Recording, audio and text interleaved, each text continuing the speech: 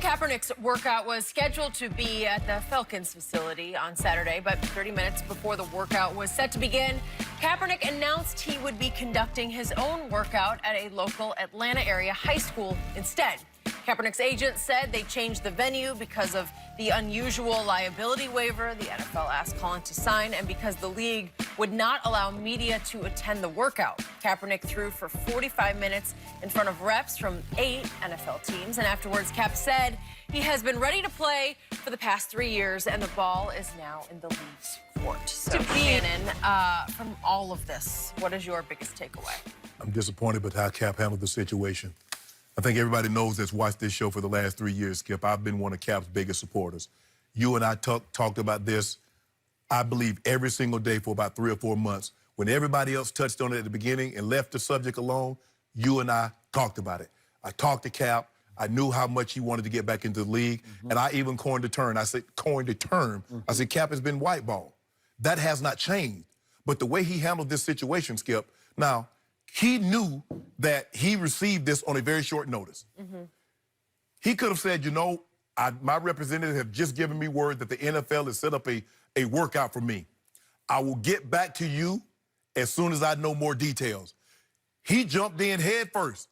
So you knew this was going to be on a Saturday. He turns around because what he did, Skip, he's in his camp and his supporters says the NFL wants to control the narrative. Well, the NFL says, we damn sure not going to let you control the narrative. And he walked into a trap that they set because by him changing it, they say, see, he's a diva. That's more trouble than what he's worth.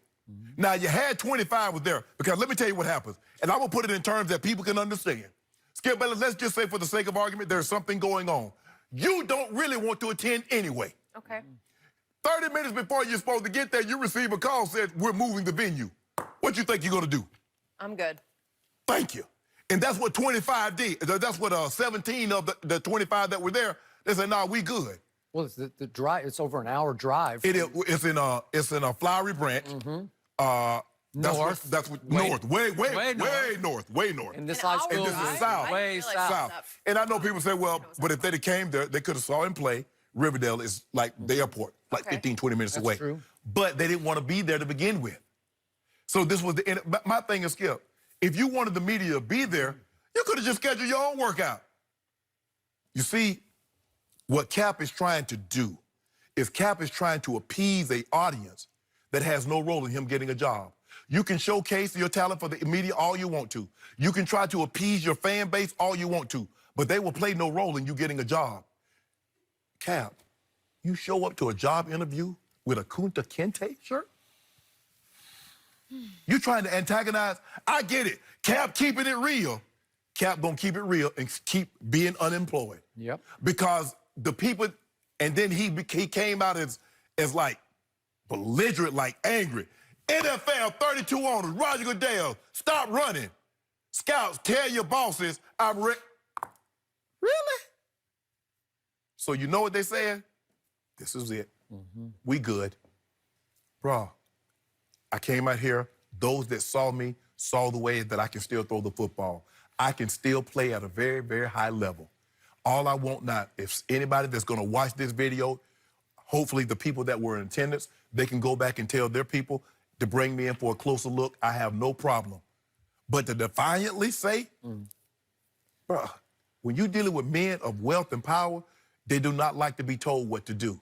And when normally, and through my experience, when you tell someone like that, do this or else, they'll always choose else.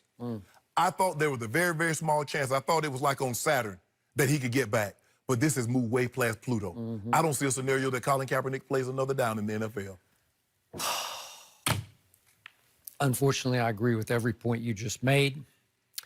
And I am sorry, but I am done defending Colin Kaepernick on this show. I've heard from several people in and around the NFL who have fought for Colin to get back in. They're done. They're so disappointed, almost ashamed of how it played out on Saturday. And again, I echo what you said. For 3 years, I have fought for him on this show, and I still believe he had historical impact with his protests. Steve, I still believe the call was worthy. It was. the cause was worthy enough for him to risk his job, and now what little chance he had of getting a job back, he has lost. And it's pretty clear to me that Colin no longer wants to play football. It's pretty clear that he's only interested in being a bigger and bigger martyr, and that's okay with me, but that's what that screamed to me on Saturday, is that he just wants people to feel sorrier and sorrier for him. And again, there was a Dan Patrick report that Jay-Z was behind wanting, pushing for Colin to get a combine-style showcase. Right. Was it bogus? Was the NFL's heart in it? I don't know. We both were pretty leery of it. Yes. But still, we both agreed, okay, there's a slim chance that one representative will say, man, looks pretty good. We like the way he's handling himself. Right. This is a new Colin Kaepernick. Maybe we should think about this. And there's also rampant reports this morning that Jay-Z was very upset with the way Colin reacted and handled Saturday. Right. Because the NFL, first off, sent him a couple of days before the standard waiver that everybody signs to go to the combine Right. or to any free agent workout on a Tuesday at any NFL facility. It's just standard boilerplate sort of waiver. Right. Okay. Just to protect the team, or in this case, the NFL. Right. No, they tore it up and sent back something that was outrageously unsignable for the NFL. And then it got down to, reportedly, Colin and his agents wanted their own film crew there. And the NFL said, okay, but then I read that Nike was planning to do a commercial. Maybe they still will do a commercial featuring a letter that Colin wrote when he was in 4th grade about, I want to play in the NFL. Well, this is another sympathy play, and it's fine. But it's been reported that Nike wants the NFL to retract that because they said they weren't shooting a commercial. Well, they did, but again, they are saying that they were planning a commercial. Right. I think that was a fact. Okay. But whether they were going to shoot, they said we didn't have a crew there. Right. I don't know if Colin's crew was going to contribute to this. I don't know. That's true. So then they move it to the other venue. And one of the receivers I talked to was there, said it was down to, he counted 7 reps who made it from the 24 who were there originally up in Flowery Branch. Flowery Branch. Okay, and then we get down to the T-shirt. And again, we all know about Kunta Kinte and we know about Roots, but it's the wrong place and the wrong time, because you're just saying, I'm still a social justice crusader. I'm still fighting.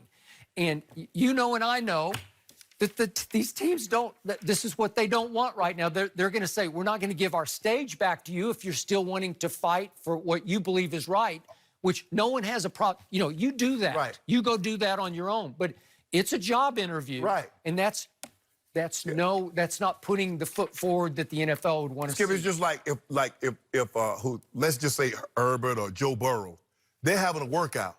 They open it up to the public. But if it chooses to be private, it's private. If I got released during the season, I go work out, I can't say, well, y'all guys film me, but I want to film myself also. I could add, but here's my story in a nutshell, Skip. If you distrust the NFL so much, why the hell you want to get back in bed with them? Yeah. Forget everything else. They wronged you. Yes. Do I believe Colin Kaepernick could have played 3 years ago? Yes. Give it an opportunity? Sure. Yes. But at the end of the day, you distrust them so much, well, what if they cut and splice it and make me look bad? If you feel this way, why do you still want an opportunity to be in bed with them? That's what I don't get. And Skip, stop. Cap, bro, I love you. I believe the call, but you're not Kunta Kinte. I understand Roots. It was the Alex Haley autobiography about how he traced his past, and Kunta Kinte was a family member.